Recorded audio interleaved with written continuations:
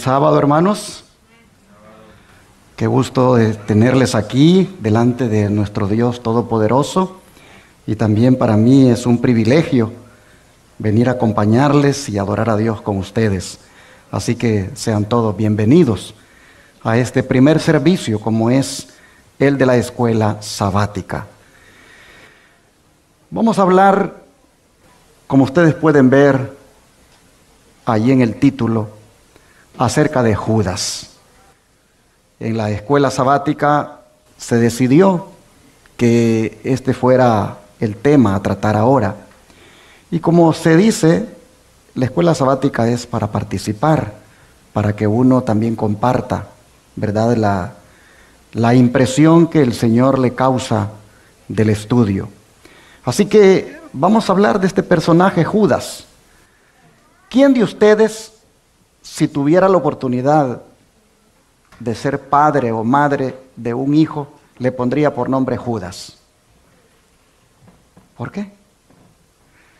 Bueno, hermanos, Judas es un personaje que, como dijo alguien, nadie le pone por nombre a un hijo ese nombre de Judas. Y Judas, nosotros vamos a mirar en el estudio de hoy, que no era un hombre ni villano, ni héroe, ni demonio, ni santo, cuando él llegó para unirse con Cristo. Solamente era un hombre con defectos de carácter. Pero estando allí, oh hermanos, nosotros vamos a ver cómo él permitió que el diablo tomara control de su vida. Vamos a irnos bien atrás, antes de hablar de él, cuando el Señor va a elegir a sus 12 apóstoles. ¿Qué les parece? Abrimos la Biblia en Marcos capítulo 3, versículo 13 al 19. Marcos capítulo 3, versículo 13 al 19.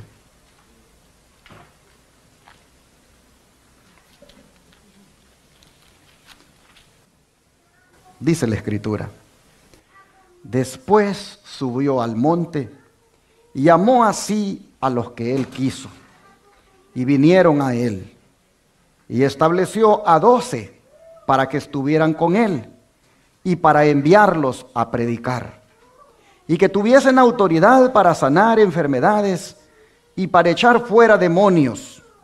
A Simón, a quien puso por sobrenombre Pedro, a Jacobo, hijo de Zebedeo, y a Juan, hermano de Jacobo, a quienes apellidó Boanerges, esto es, hijos del trueno, a Andrés, Felipe, Bartolomé, Mateo, Tomás, Jacobo, hijo de Alfeo, Tadeo, Simón el cananista, y Judas Iscariote, el que le entregó, y vinieron a casa.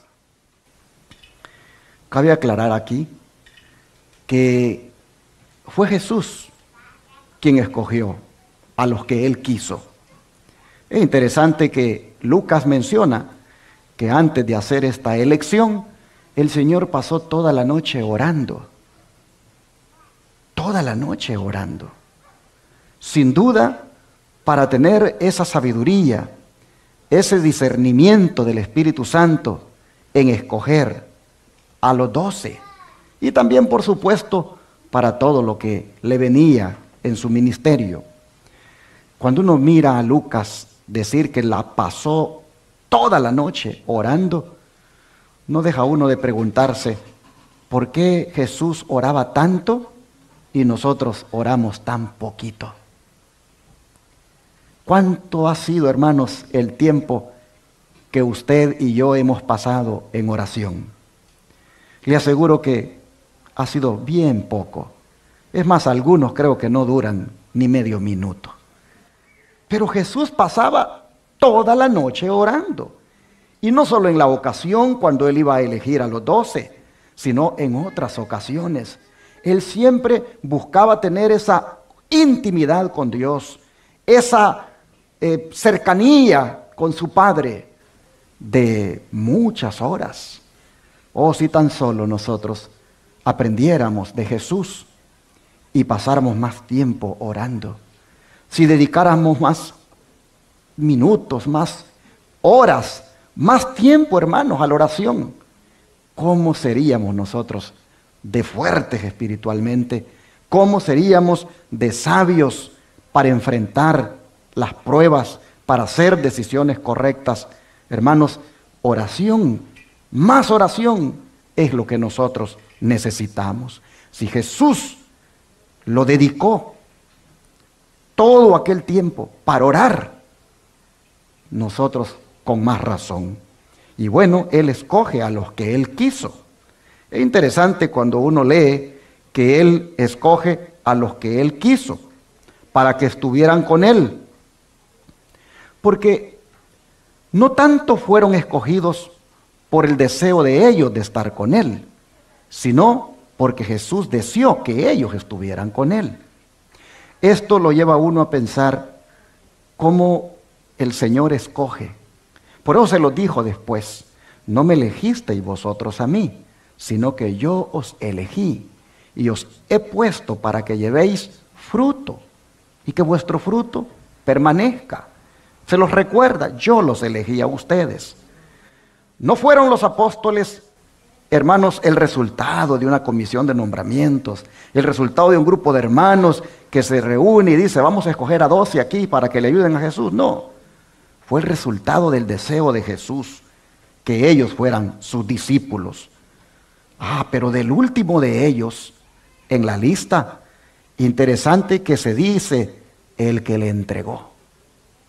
Se pone esa nota, el que le entregó. Es interesante, todos tuvieron debilidades de carácter, pero solo de uno de ellos se dice: el que le entregó. La pregunta es: ¿por qué le entregó? ¿Por qué le entregó? Hermanos, tristemente porque él era codicioso. Y un ejemplo de eso lo encontramos en el Evangelio de Juan. Vamos para allá, Juan 12, versículo 3 al 6. Juan 12, versículo 3 al 6.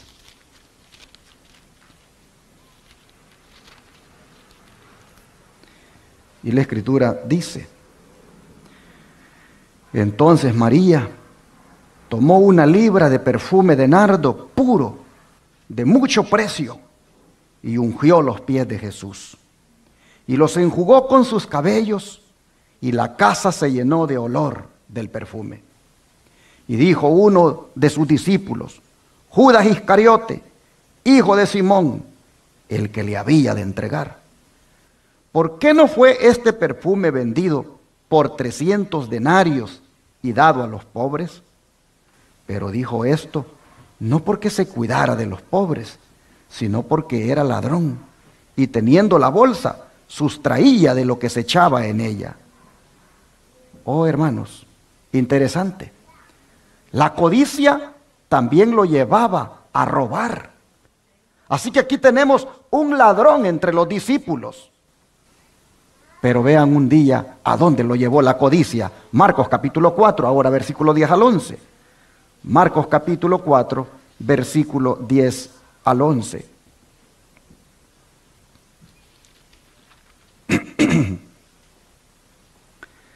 Cuando estuvo solo, los que estaban cerca de él con los 12 le preguntaron sobre la parábola. Y les dijo, Marcos capítulo 4, versículo 10 y 11. Sí, cuando estuvo... A ver, espérenme un segundito.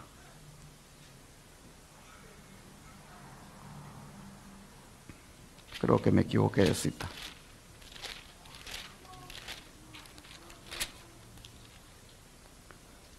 Ok, es 14, ¿saben? El 4. Marcos capítulo 14, versículo 10 y 11. Entonces Judas Iscariote, uno de los 12, fue a los principales sacerdotes para entregárselo.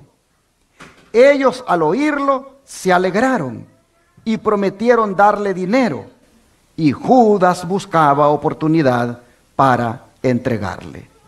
Así que, hermanos, nosotros vemos aquí que la codicia lo está llevando a entregar a su maestro al enemigo.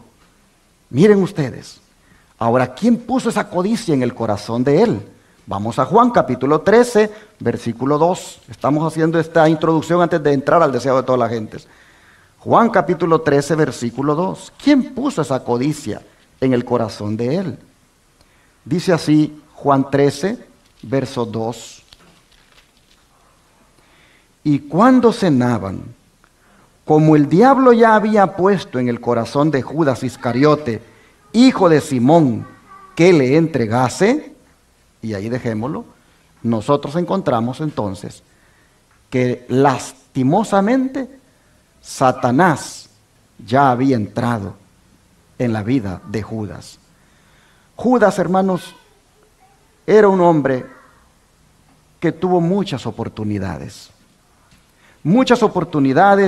de que su carácter fuera cambiado, muchas oportunidades para ser salvo completamente, pero lamentablemente no las aprovechó. Judas llegó a desilusionarse de Jesús, porque no era lo que él esperaba. Judas no cumplió sus sueños y esperanzas. Jesús no cumplió sus sueños y esperanzas. A Judas no le pareció que Jesús fuera el Mesías. El camino de Jesús no fue aceptado por Judas. Por lo tanto, solo quiso sacar beneficio de la relación con el Señor. Pero tristemente así es ahora con muchos. Muchos también se decepcionan de Jesús por las mismas razones, porque comienzan a seguirle y sus aspiraciones o sus intenciones o sus planes no encajan con los planes del Señor. Y después de un tiempo toman la decisión de traicionarlo. ¿Cuál fue el final de la vida de Judas? El libro de Mateo capítulo 27, versículo 3 al 5 nos lo dice. Mateo 27, versículo 3 al 5.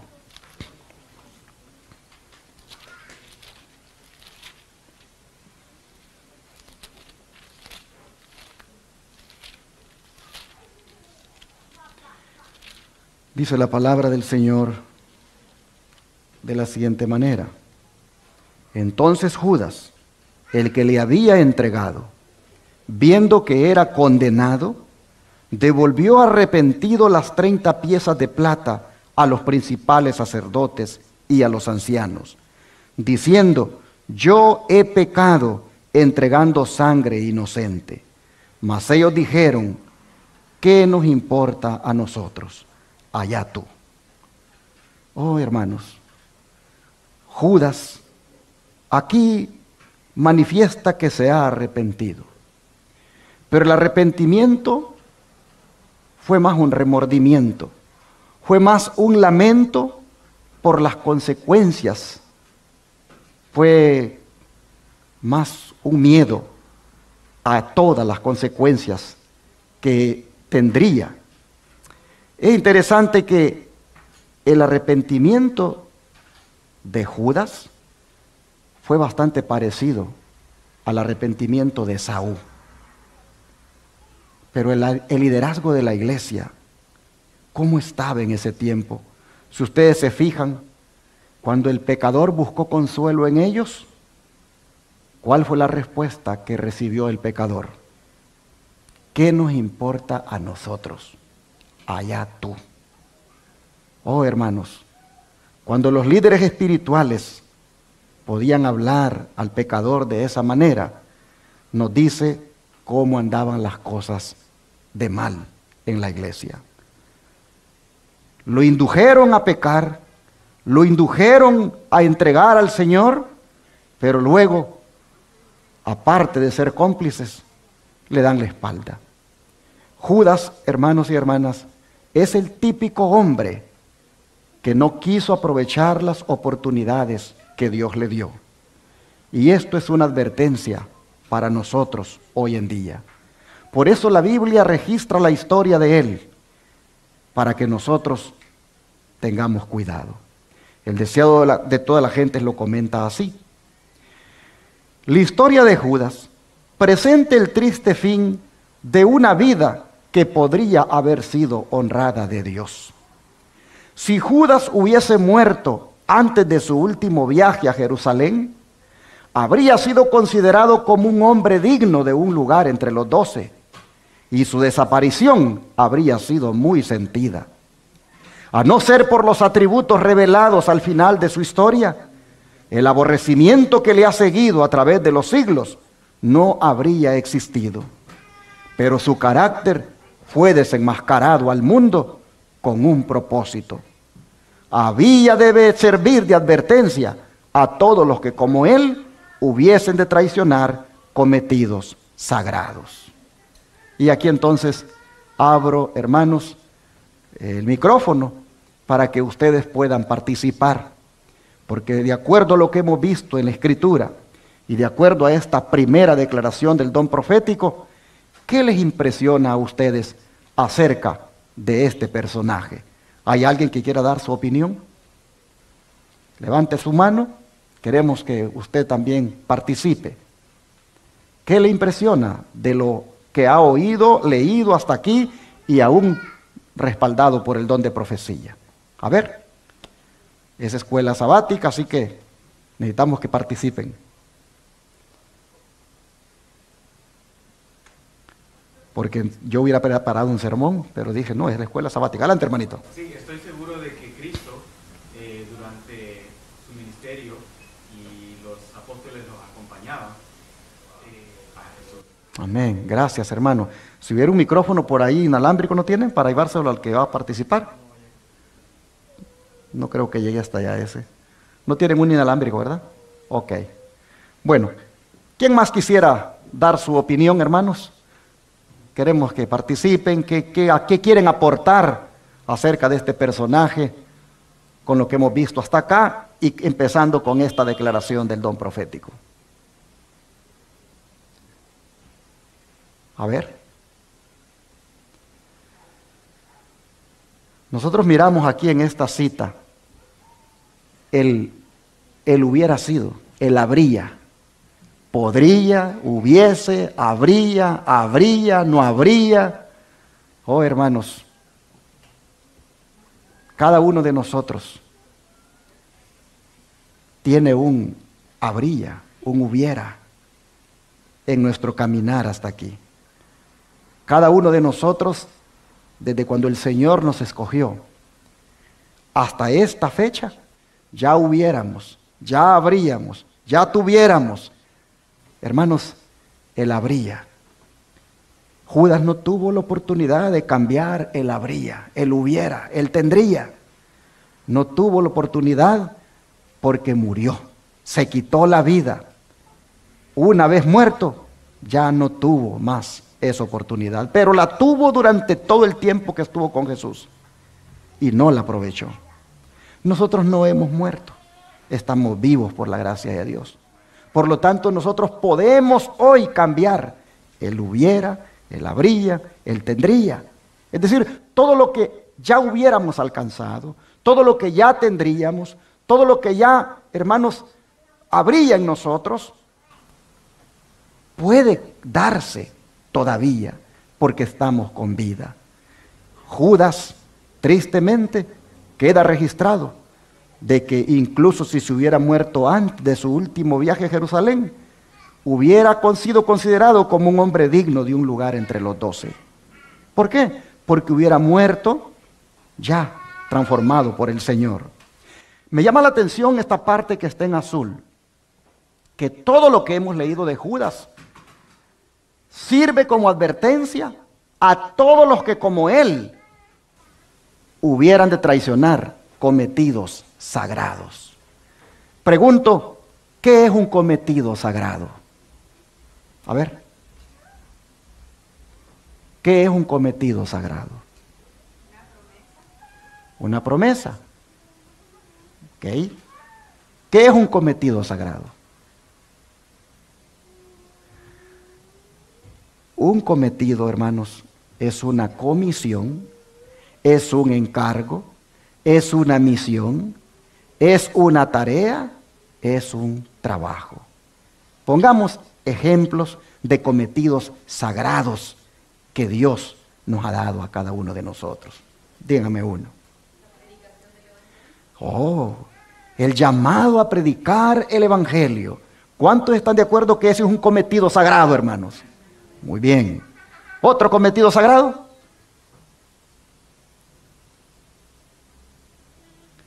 ¿Creen ustedes que el ser madre de familia es un cometido sagrado? ¿El ser padre de familia es un cometido sagrado? Claro que sí, hermanos. Les pregunto, ¿el ser diácono de una iglesia es un cometido sagrado? ¿El ser diaconisa de una iglesia es un cometido sagrado? El ser anciano de una iglesia, el ser director de un ministerio, el ser pastor, hermanos, cualquier responsabilidad que desempeñemos en la iglesia, le pregunto a usted, ¿ese es un cometido sagrado? Por supuesto, hermanos. El llamado de Dios a un hijo suyo para que venga y forme parte de su pueblo es un cometido sagrado. Pero Judas, dice el deseado de todas las gentes, es una advertencia para todos los que como él traicionen su cometido sagrado. De manera, hermanos y hermanas, que en cada comisión, encargo o responsabilidad o tarea que Dios le ha encomendado, cuide usted de no hacer lo que hizo Judas, traicionar su cometido sagrado. En otras palabras, hermano, hermana, sea fiel, cumpla bien con ese cometido, cumpla bien con esa comisión, sea un buen padre de familia, sea una buena madre de familia, sea un buen diácono, una buena diaconisa, un buen anciano, un buen líder de iglesia, un buen predicador. Haga lo que haga, hágalo bien para su Dios, porque Dios se lo ha encomendado. Ese es un cometido. No lo traicione. No haga lo que hizo Judas, que habiendo tenido tan grande privilegio de haber sido elegido entre los 12, traicionó su cometido. Pero sigue diciendo el don de profecía. Sí. Adelante, hermanito.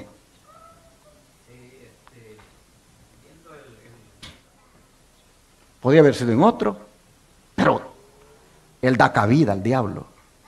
Y tristemente con él se cumple. Pero sigo leyendo el don profético para que extraigamos más comentarios. Fíjense en esta otra declaración. Un poco antes de la Pascua, Judas había renovado con los sacerdotes su contrato de entregar a Jesús en sus manos. Entonces se determinó que el Salvador fuese prendido en uno de los lugares donde se retiraba a meditar y orar. Desde el banquete celebrado en casa de Simón, Judas había tenido oportunidad de reflexionar en la acción que había prometido ejecutar. Pero su propósito no había cambiado. Por 30 piezas de plata, el precio de un esclavo, entregó al Señor de gloria a la ignominia y la muerte. A ver, comentarios. ¿Qué les impresiona de esta descripción que da de Judas el don de profecía? A ver, hermanita, adelante. Es lo que me impresiona de Muy bien, gracias, muy buen punto. Le impresiona, dice la hermanita, lo que a Judas lo motivó a llevar este plan adelante, como era el amor al dinero, la codicia, y cómo esto también puede estar sucediendo con nosotros en alguna manera. Interesante cuando ella pone el ejemplo de salir de las ciudades, cómo algunas veces se dilata eso por muchas veces el amor al dinero, que en la ciudad se tiende a ganar de una manera más fácil, podríamos decir. Buen argumento. ¿Qué más ustedes encuentran, hermanos, de esta declaración que quieran comentar? A ver.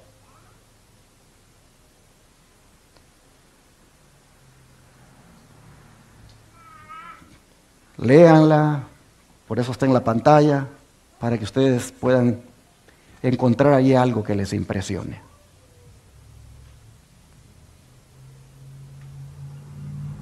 Sí, hermano. Si Judas dejó de reflexionar, eso quiere decir que dejó de escuchar la voz del Espíritu. Interesante. Mire qué interesante punto. Y si estamos viendo a Judas como una advertencia de lo que puede pasar con nosotros, allí, hermanos, hay que poner atención a esa parte.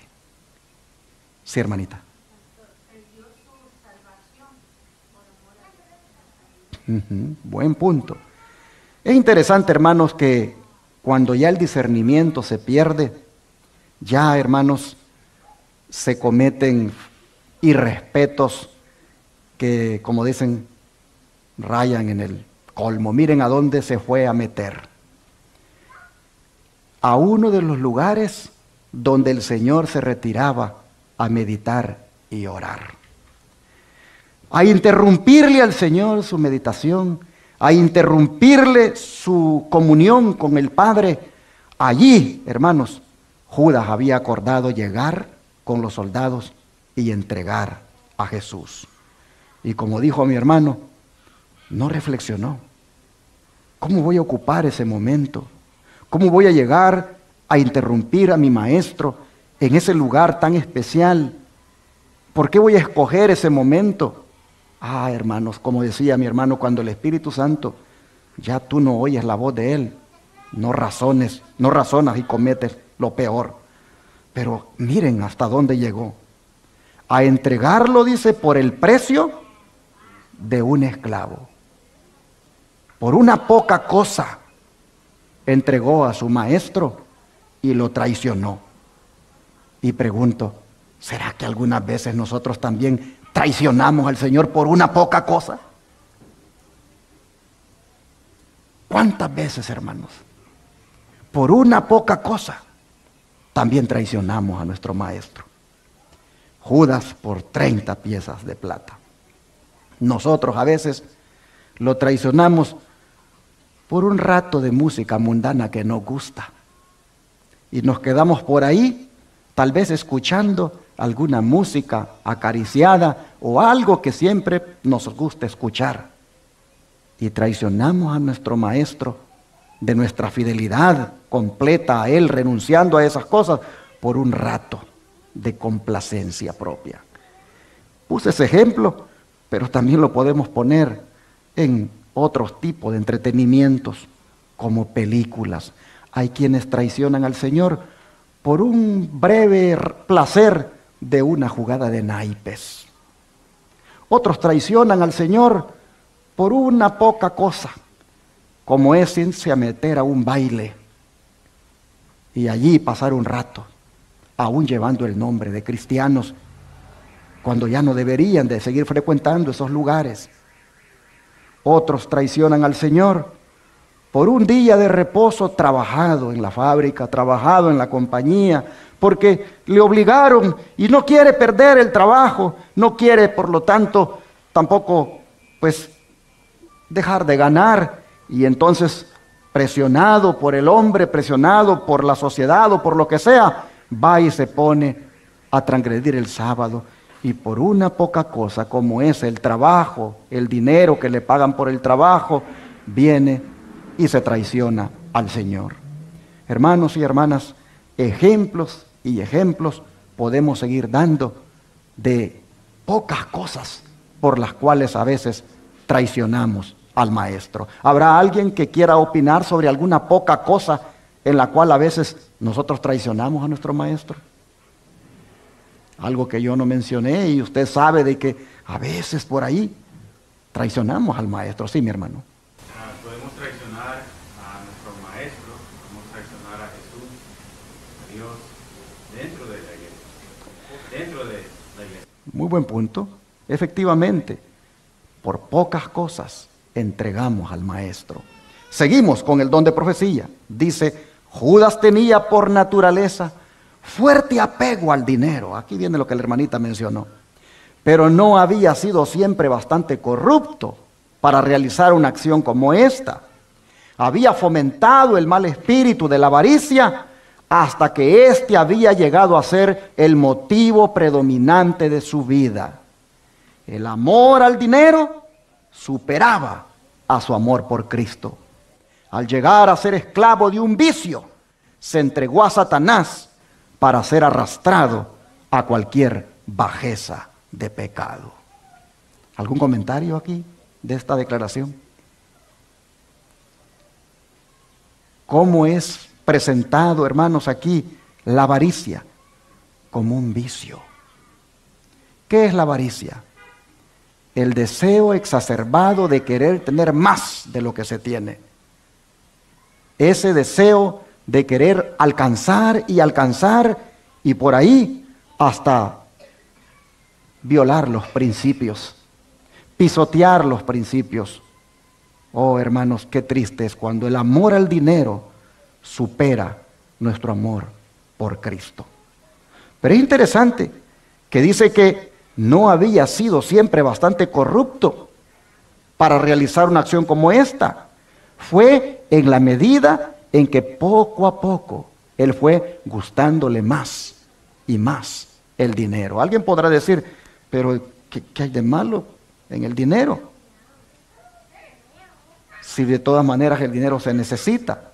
Sí, pero cuando eso, el ir queriendo obtener más y más, te lleva a ya no tener más comunión con Dios a través de la oración, ya no tener tiempo para venir a la iglesia, ya no guardar el mandamiento de Dios como se debe, y todavía a la puesta del sol estás allá en la construcción, todavía a la puesta del sol estás haciendo tus trabajos. Oh, hermano, eso es un peligro, porque ese amor al dinero, ese amor a la ganancia material, ya te está llevando a dejar a un lado las cosas de Dios.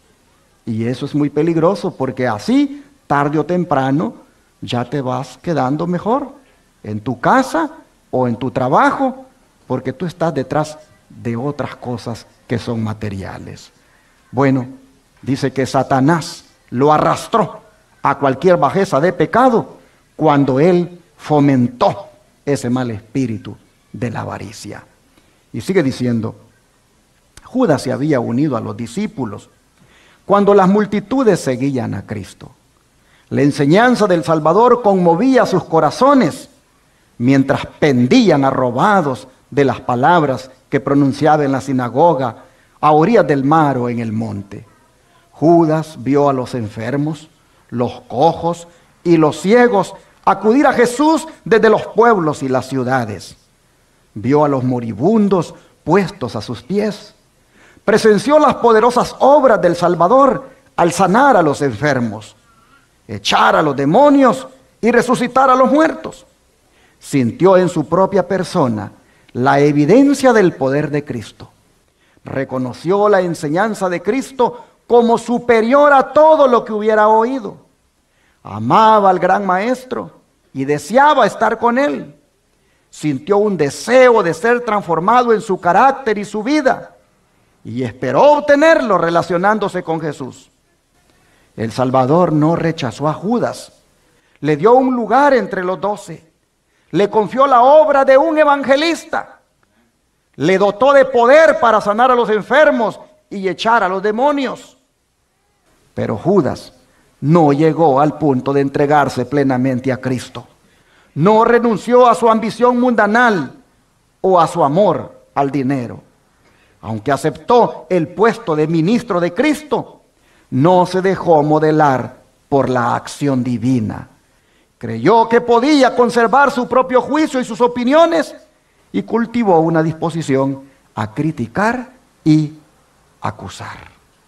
A ver, ¿qué les parece todo esto que hemos leído? Le doy para atrás, porque quiero que nos concentremos en lo subrayado y en lo azul. ¿Qué les parece a ustedes, hermanos, de esta otra imagen que nos da de Judas, el don de profecía? ¿Alguien quiere opinar?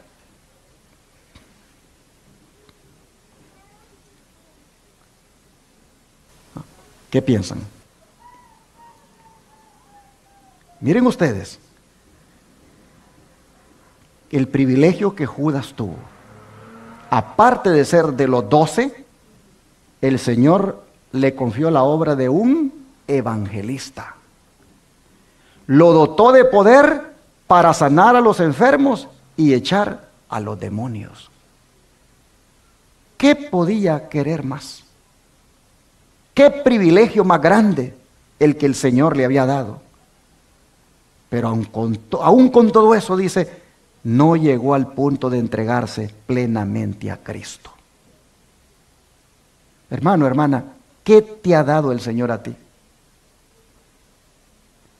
¿Qué bendiciones son las que te ha dado? ¿Qué privilegios son los que te ha dado? ¿Y has llegado tú ya a entregarte completamente a Cristo? ¿Saben que existe la posibilidad que tengamos el privilegio de lo que seamos en la iglesia? Que tengamos el privilegio inclusive de muchas cosas fuera de la iglesia, en concepto de bendiciones, pero aún así no estar entregados completamente a Cristo. Podemos ser pastores, alguien puede ser anciano, alguien puede tener liderazgo en la iglesia, puede tener todo lo que quisiera, el privilegio de cantar. Hermanos, pero si aún con todo y esos privilegios no nos hemos entregado plenamente a Cristo, corremos el mismo riesgo de Judas. Miren ustedes, él creyó que podía conservar su propio juicio y sus opiniones y comenzó, dice, a criticar y acusar. Cuánto cuidado, hermanos, debemos tener cuando en la iglesia empezamos con ese mal de criticar y acusar, solamente porque pensamos que así puede ser. Nos imaginamos sacando conclusiones sin tener, hermanos, ninguna prueba. Qué peligroso es eso. Al hacerlo, solamente estamos en el camino que Judas caminó. La próxima vez que sentamos esa tentación a querer criticar y acusar solamente por imaginaciones, de allí, retírate de allí, retrocede, porque vas en una ruta equivocada. Sigue diciendo, Judas era tenido en alta estima por los discípulos y ejercía gran influencia sobre ellos. Tenía alta opinión de sus propias cualidades y consideraba a sus hermanos muy inferiores a él en juicio y capacidad. Ellos no veían sus oportunidades, pensaba él, ni aprovechaban las circunstancias. La iglesia no prosperaría nunca con hombres tan cortos de vista como directores. Pedro era impetuoso, obraba sin consideración. Juan, que atesoraba las verdades que caían de los labios de Cristo, era considerado por Judas como mal financista. Mateo, cuya preparación le había enseñado a ser exacto en todas las cosas, era muy meticuloso en cuanto a la honradez y estaba siempre contemplando las palabras de Cristo y se absorbía tanto en ellas que, según pensaba Judas, nunca se le podría confiar la transacción de asuntos que requirieran previsión y agudeza. Y así pasaba Judas revista a todos los discípulos y se lisonjeaba de no tener él su capacidad para manejar las cosas. La iglesia se vería con frecuencia en perplejidad y embarazo. Repito esta parte. Así pasaba Judas revista a todos los discípulos y se lisonjeaba porque de no tener él su capacidad para manejar las cosas, la iglesia se vería con frecuencia en perplejidad y embarazo. Judas se consideraba como el único capaz, aquel a quien no podía aventajársele en los negocios. En su propia estima, reportaba honra a la causa y como tal se presentaba siempre. ¿Habrá este tipo de mal en la iglesia hoy en día?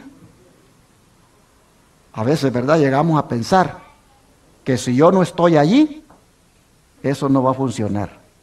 Que si yo no estoy al frente, eso no va para ningún lado. Que esa iglesia sin mí va al fracaso. A veces llegamos a pensar que si yo no estoy allí para cantar, eso va a ser un desastre. Si yo no estoy allí para liderar el ministerio, eso va a ir por otro lado. A veces, hermanos, nosotros manifestamos el mal de Judas de creernos indispensables. Siempre hemos dicho que en el pueblo de Dios somos necesarios, pero no indispensables. ¿Por qué? Porque Dios puede hacer las cosas con nosotros o sin nosotros. Lamentablemente Judas cayó en ese pecado de inclusive mirar a todos y verle solo defectos a este, defectos al otro, y decía, no, con este no se puede hacer mayor cosa. Llegar a creerse, hermanos, que la iglesia solo podía avanzar si él estaba al frente. Eso es algo muy peligroso de anidarlo en la mente. ¿Qué más encontramos? Judas estaba ciego en cuanto a su propia debilidad de carácter. Y Cristo le colocó donde tuviera oportunidad de verla y corregirla. Como tesorero de los discípulos, estaba llamado a proveer a las necesidades del pequeño grupo y a aliviar las necesidades de los pobres. Mientras servía a otros, Judas podría haber desarrollado un espíritu desinteresado, pero al que escuchaba diariamente las lecciones de Cristo y presenciaba su vida de abnegación, Judas alimentaba su disposición avara. Las pequeñas sumas que llegaban a sus manos eran una continua tentación. Con frecuencia, cuando hacía un pequeño servicio para Cristo o dedicaba tiempo a propósitos religiosos, se cobraba de este escaso fondo. A sus propios ojos, estos pretextos servían para excusar su acción, pero a la vista de Dios era ladrón. ¿Qué les parece, hermanos? Él tenía un superior a quien le podía pedir dinero de la tesorería en caso de necesitar. Sin embargo, dice, las horas que invertía en la iglesia para algún privilegio, para alguna cosa que había que hacer, él venía y sin que Jesús se lo autorizara, decía, yo creo que esto allá afuera me lo hubieran pagado por tanto, así que voy a agarrar aquí, me voy a autopagar. Hermanos, así encontramos a Judas tristemente manejando de una manera incorrecta la tesorería. Tenía un superior, tenía al maestro para poder pedirle si quería, pero no lo debía sustraer. Pero me llama la atención que Cristo lo colocó donde tuviera oportunidad de ver su debilidad de carácter para que lo corrigiera, para que corrigiera esa debilidad. ¿A dónde lo colocó el Señor, hermanos? En la tesorería. Hermanos, Dios nos pone donde mejor pueda servirnos para cambiar. Dios permite que inclusive pasemos por algunas situaciones que nos ayuden con nuestro carácter. Judas llegó con ese defecto terrible de la avaricia y el Señor viene y lo pone en un lugar donde él pueda mirar su defecto y poderlo corregir. Deberíamos nosotros, mis hermanos, donde quiera estemos, mirar eso como una oportunidad para que ocurra un cambio en nuestra vida.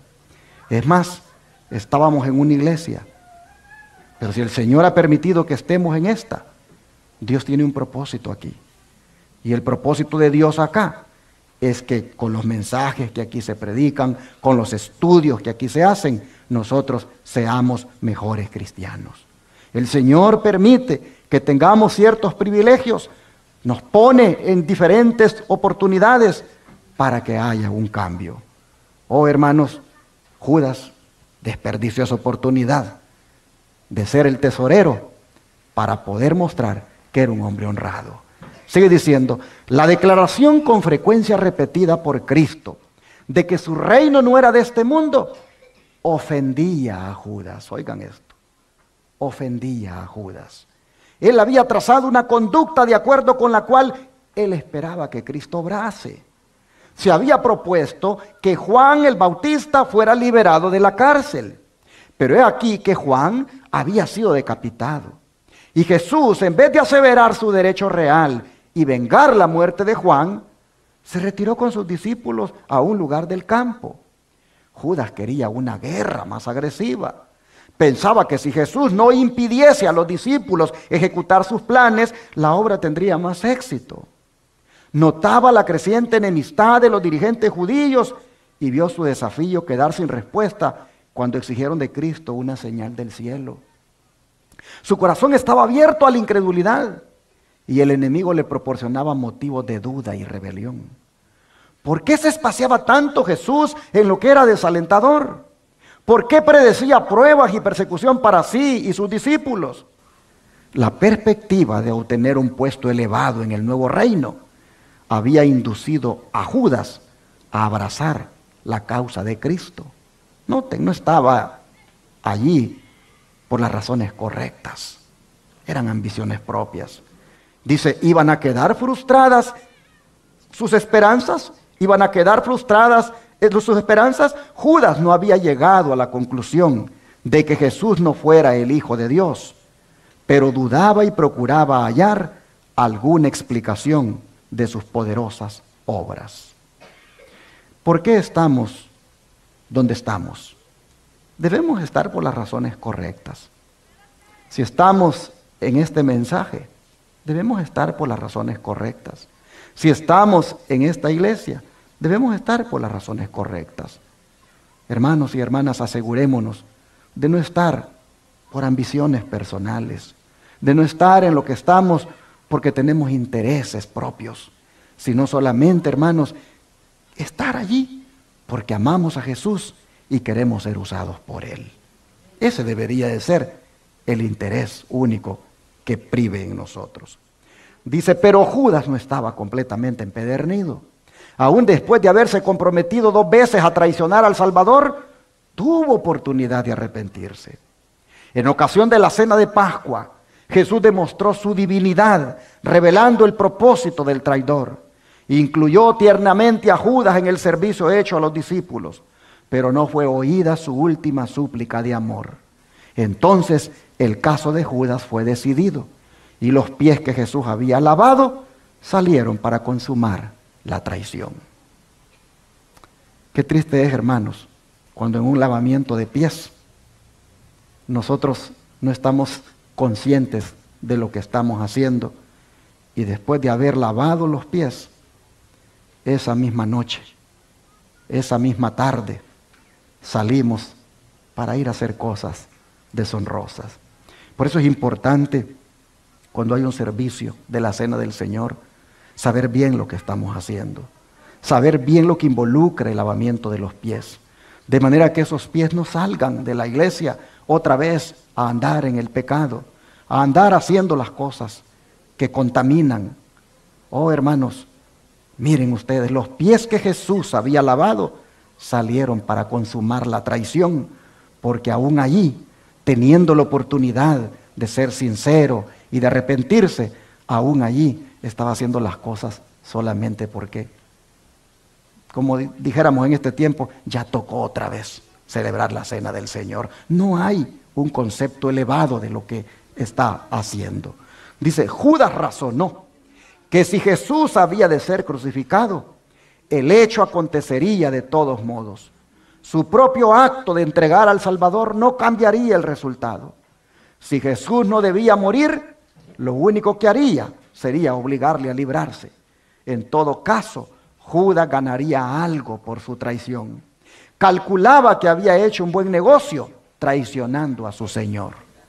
Así que ahora nosotros vemos a Judas como un hombre de negocios, pero haciendo el negocio más horrible de su vida, como es la de entregar a su maestro. Pensaba sacar ganancia con eso. Oh, hermanos, qué triste el actuar de Judas. Sigue diciendo, Judas se echó entonces a los pies, reconociéndole como Hijo de Dios y suplicándole que se librase. El Salvador no reprochó a su traidor. Sabía que Judas no se arrepentía. Su confesión fue arrancada a su alma culpable por un terrible sentimiento de condenación en espera del juicio, pero no sentía un profundo y desgarrador pesar por haber entregado al Inmaculado Hijo de Dios y negado al Santo de Israel. Sin embargo, Jesús no pronunció una sola palabra de condenación. Miró compasivamente a Judas y dijo, para esta hora he venido al mundo. Un murmullo de sorpresa corrió por toda la asamblea. Con asombro presenciaron todos la longanimidad de Cristo hacia su traidor. Otra vez sintieron la convicción de que ese hombre era más que mortal. Pero si era el Hijo de Dios, se preguntaban por qué no se libraba de sus ataduras y triunfaba sobre sus acusadores. Judas vio que sus súplicas eran vanas y salió corriendo de la sala exclamando: demasiado tarde, demasiado tarde. Sintió que no podía vivir para ver a Cristo crucificado y desesperado salió y se ahorcó. Hermanos, imagínense el cuadro. Llega con las 30 monedas de plata y se las entrega, se las tira a los sacerdotes y les dice: he pecado entregando sangre inocente. Hermanos, ¿cuál fue la diferencia entre Judas y el hijo pródigo? ¿Qué dijo el hijo pródigo? He pecado. Pero dijo que se lo iba a decir a su padre. Y cuando fue con su padre, le dijo: he pecado contra el cielo y contra ti. En cambio, Judas, él solo dijo: he pecado, entregando sangre inocente. Y no se lo dice a su padre, se lo dice a los líderes religiosos. El he pecado de Judas no era una confesión a Dios, sino que era una confesión a los hombres. Por eso los hombres le dijeron: ¿y a nosotros qué nos importa? Oh, mis hermanos, he pecado entregando sangre inocente. Y se inclinó ante Cristo pidiéndole que se librara. Pero me llama la atención estas palabras, miren ustedes. El Salvador no reprochó a su traidor. Jesús no pronunció una sola palabra de condenación, sino que lo miró compasivamente. ¿Qué nos dice a nosotros esa forma de tratar de Jesús al pecador? ¿Qué nos dice a nosotros de su grande amor y misericordia? ¿Hay alguien que quiera comentar sobre esto? Hermanos, aprendamos de Jesús. Al traidor no lo reprocha. No pronuncia una sola palabra de condenación. Lo mira compasivamente. Aprendamos nosotros eso, hermanos, porque a veces nosotros somos duros. Y cuando alguien cae en el pecado, cuando alguien fracasa, cuando alguien comete un error, la manera de tratarlo de parte de nosotros es, hermanos, muy dura. Es más, a veces pasan cosas en los hogares y toca pedir perdón. Pero qué triste es cuando el que pide perdón encuentra de parte de aquel que recibe ese pedido, encuentra una actitud de dureza. Por eso la próxima vez, hermano, hermana, que tu esposa te pida perdón, perdónale. La próxima vez que tu esposo, hermana, te pida perdón, perdónale. La próxima vez que un hermano de la iglesia te pida perdón, perdónale. Aprende de Jesús. Él no reprochó a su traidor. Él no pronunció una palabra de condenación. Sabía que él iba a entregar. Sabía que su arrepentimiento no era sincero. Sabía que eso de llorar era solamente por miedo a las consecuencias. Pero igual el Señor, hermanos, lo trata con amor. Dice, se asombraron. Con asombro presenciaron todos la longanimidad de Cristo hacia su traidor, que no es otra cosa que la bondad, la misericordia.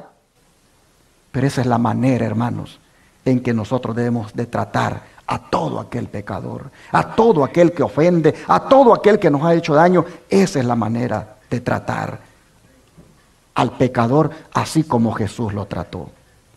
Pero este personaje, Judas, como dice el título de esta reflexión, tendrá protagonismo nuevamente de una manera simbólica en el tiempo del fin. Pues dice el don profético, yo vi que la iglesia nominal y los adventistas nominales como Judas nos entregarán a los católicos para obtener su influencia, para luchar contra la verdad. Los santos serán entonces un pueblo oscuro, poco conocido para los católicos, pero las iglesias y los adventistas nominales que conocen nuestra fe y costumbres traicionarán a los santos y los denunciarán a los católicos como los que desprecian las instituciones del pueblo, es decir, que ellos guardan el sábado y desprecian el domingo. Así lo dice la sierva del Señor, Elena White en Spalding en Magan Collection, página 1.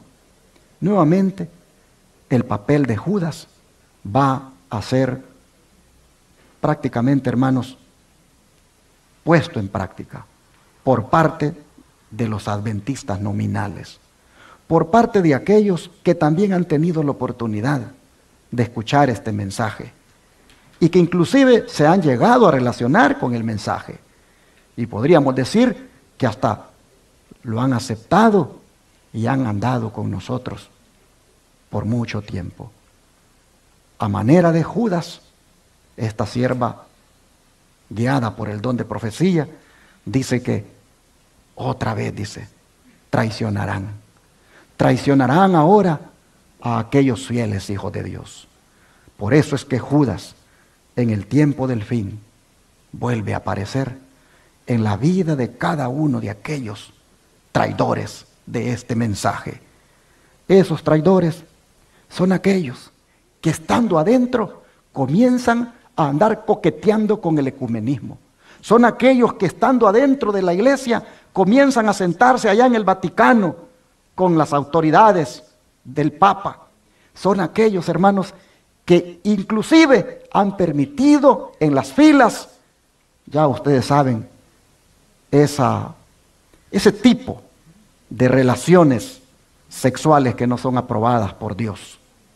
Oh, mis hermanos, pastores ya han, a manera de Judas, traicionado el cometido sagrado al permitir inclusive el matrimonio entre personas del mismo sexo, al inclusive darle privilegios a personas claramente abiertas a esa práctica sexual que no es aprobada por Dios.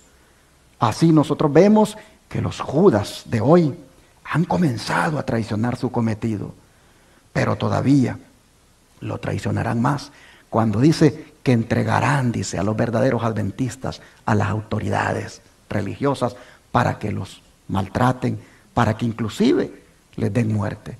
Ojalá, hermano, hermana, que ninguno de nosotros llegue a ser ese Judas.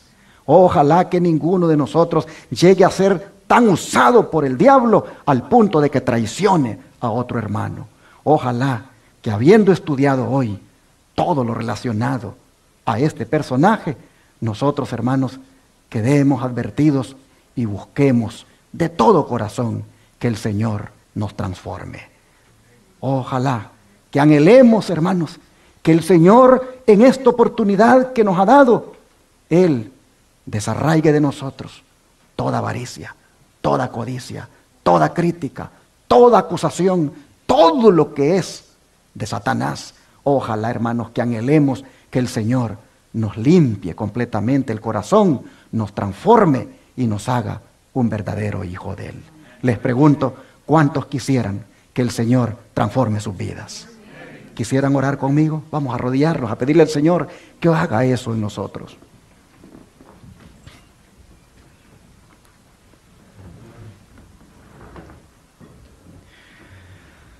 Oh Padre Celestial, al haber analizado este personaje de la historia cristiana como fue Judas, y ver, Señor, cuántas cosas peligrosas dio cabida en su vida, y Padre, mirar eso como advertencia para nosotros que también vamos dándole cabida a esas cosas. Oh Señor, solo nos queda decirte ahora que por favor nos perdones las veces que como Judas hemos traicionado el sagrado cometido que nos has dado. Perdónanos las veces, Señor, que por una poca cosa te hemos entregado, te hemos dado la espalda, te hemos traicionado. Perdónanos, Señor, porque al igual que Judas, No hemos aprovechado las oportunidades hasta aquí de ser transformados, de ser convertidos, de ser de verdad nuevas criaturas. Perdónanos, Señor, porque hemos desaprovechado todas las oportunidades que hemos tenido de que seamos totalmente transformados. Pero ahora, Señor, al hacer esta reflexión, te decimos, olvidando ciertamente lo que queda atrás, nos proponemos, Señor, seguir adelante, poniendo la mirada en ti, para alcanzar en ti esa transformación. Padre, aquí estamos. Te rogamos que desarraigues de nosotros todo mal carácter, toda codicia, toda avaricia, todo espíritu de crítica, de orgullo, toda ambición personal. Oh Señor, te rogamos que nos hagas personas humildes, de un limpio corazón, personas que no nos pase lo que le pasó a Judas, sino que más bien tengamos el privilegio de formar parte de los redimidos por toda la eternidad. Gracias por esta reflexión, gracias por esta palabra. Aceptamos la advertencia, Señor, y te lo agradecemos en el nombre de Jesús. Amén.